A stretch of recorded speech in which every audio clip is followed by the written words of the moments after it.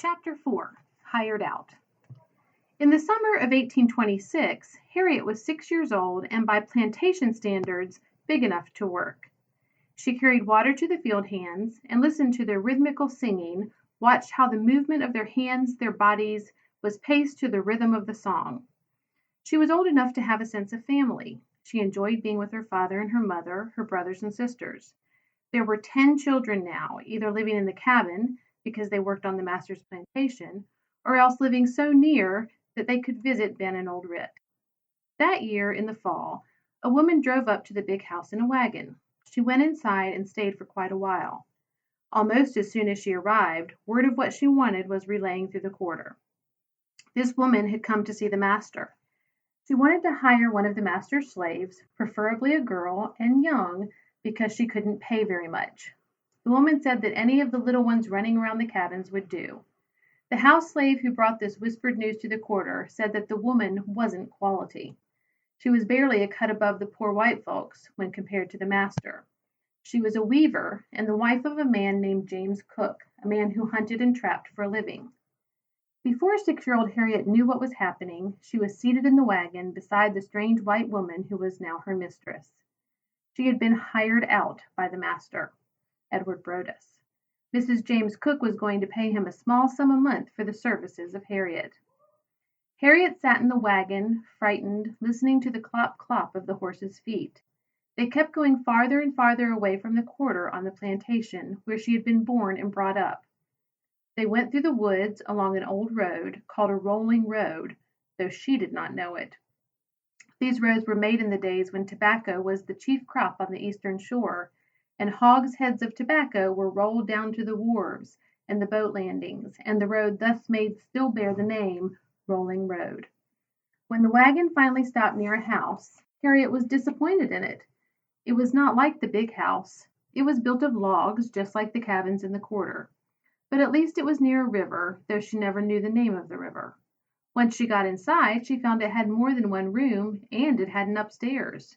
She had never before been inside a house where people had a separate room in which they slept, for she had never been in the big house. There was no reason why she should. Even old Rit didn't go there unless she was sent for. Mrs. Cook was a weaver. She spent most of the day in the front of a big room, head bent, arms moving back and forth. Harriet was supposed to help her. She stood for hours winding yarn, her hands clumsy, unaccustomed to the job she had to do, the thread catching on the rough places on her fingers. The air was filled with fuzz and lint, so she kept sneezing and dropping the yarn. It seemed to Harriet that the clatter of the loom and the whir and thump of the spinning wheel went on day and night, too. It confused her. She longed to be back in the quarter, in the cabin with Ben and Rit. She was afraid. She was lonesome. She hated the inside of the house. She slept in the kitchen in a corner near the fireplace. Toward morning, when the fire went out, she slept with her feet tucked in and under the warm ashes because it was so cold at night. These people fed her scraps of food, much as they might have fed a dog. The woman said Harriet was clumsy, slow, no help at all, so the man set her to watching his trap lines. He had his traps set for muskrats. It was cold by the river, but Harriet didn't mind. It was quiet there. She was away from the clatter of the loom. She could breathe without getting her mouth and nose full of lint. As she walked the length of Cook's trap line, she saw an occasional gunning skiff, heard the wild free crying of the water birds, watched them fly up, wings spread wide. She learned to stand still on the bank of the river, and thus she saw the muskrats swimming, noses above the water, watched them dive. She discovered the burrows they made in the bank, built with mud and bits of straw. By careful watching, she was able to distinguish the dark brown fur of muskrat near the burrow, though they were the same color as the mud along the bank. One morning she woke up coughing, eyes watering, feeling sick, hot, utterly miserable. Mrs. Cook said that slaves were always pretending to be sick in order to avoid work, that young as Minty was, she too had learned to slack off on her work. They seemed to be born knowing how to do this. So James Cook sent Minty out to inspect his trap lines. She stumbled along, head down, vision blurred by the watering of her eyes. She wasn't crying, but her eyes kept filling up with tears. The water in the river was so cold that she shuddered as she waded along the edge. She had to wade to see if the traps had been sprung. She bent over, shivering, examining a trap, not liking the scaly look of the tails of the muskrats, and yet not liking to see them caught in the traps. They wouldn't swim anymore, wouldn't dive anymore, after they were caught. They had an unpleasant, musky smell, but she still didn't like to see them held fast in the traps. When she went back to the house, a small, bent-over figure, shivering and shaking, it was obvious that she really was sick. Mrs. Cook got a blanket and threw it over her, wondering audibly what was wrong with Minty. She was so sick that old Rit heard about it and went to Edward Brodess and asked him to take Minty away from Cook's, to let her come home where Rit could look after her. The master consented. He was fond of old Rit, and he did not want to lose Harriet if he could help it.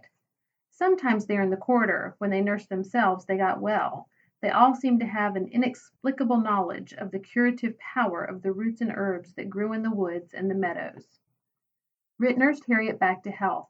It was 6 weeks before she was really well. She had the measles. Because of the wading in the cold water of the river, she developed bronchitis. Rit kept giving her a hot and bitter brew, made from the root of a plant that Ben brought back from the woods. There was always a huskiness in Harriet's voice after that. It stayed there for the rest of her life, an undertone that made her singing voice memorable. It lent an added timbre to her speaking voice. As soon as Harriet recovered, was once more playing with the young children, running and laughing, singing, listening to the stories told by the old folks, the master sent her back to the house of James Cook. Rit grumbled about it, first to herself, and then to Ben when he came in from the woods. Minty's back at Cook's, she said. He nodded, neither approving nor disapproving. She thought, he already knows it. Probably word got to him in the woods. They're poor folks, she said, not much better than white trash. Can't afford to own any slaves, can't even afford to hire full-grown ones, so they take Minty. He said calmly, well, at least, Rit went on, her voice raised. They get her for almost nothing. About all she costs him for her is food, and there ain't much of that from the look on her when she came back to the quarter. Nothing but skin drawn over bones, no meat on her at all. Ben said, maybe she'll learn to be a weaver. Maybe she won't, Rit answered sharply, as though he were arguing with her. That's another thing. Quality don't work at nothing like that. The wives don't work, and they don't give the orders. Shows what kind of folks the cooks are. She gives the orders. She works at the weaving, weaves other folks' cloth for them.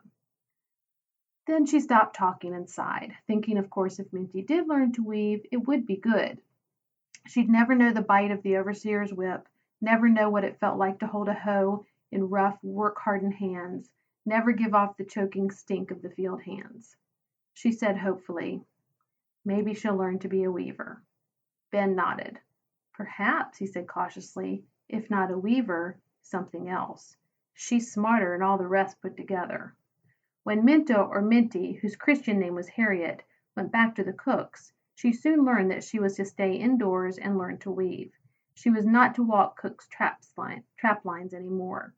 She felt like the muskrats. One moment she had seen them diving and swimming in the river, and then suddenly, click, and they were caught fast in the trap. She remembered that some of them had fought to free themselves, tearing fur and flesh to get free. She decided that she simply would not learn to weave. She would not.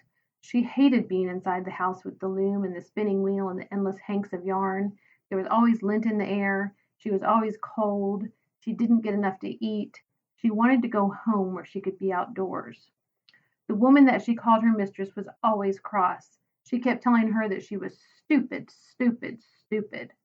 And so, finally, Cook's wife sent Harriet back to the Brodess plantation. She said that she was unteachable, intractable, hopelessly stupid.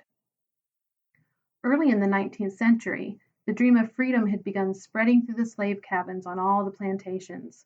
Almost every night, somewhere in the South, a slave slipped away from the quarter. They hid in swamps. They walked incredible distances. Some of them reached the North in freedom. Others were caught and brought back in chains. There were few plantations that could boast they had never had a slave run away. By 1826, there were so many fugitive slaves living in Canada that plantation owners in Maryland and Kentucky persuaded Henry Clay, then Secretary of State, to ask the Canadian government to work out a plan whereby these fugitives, worth thousands of dollars, could be lawfully returned to their owners. The Americans waited eagerly for an answer. It was a long time coming, and when it finally arrived, it was most unsatisfactory. The Canadian government stated that the request of the American Secretary of State had been received. And that was all.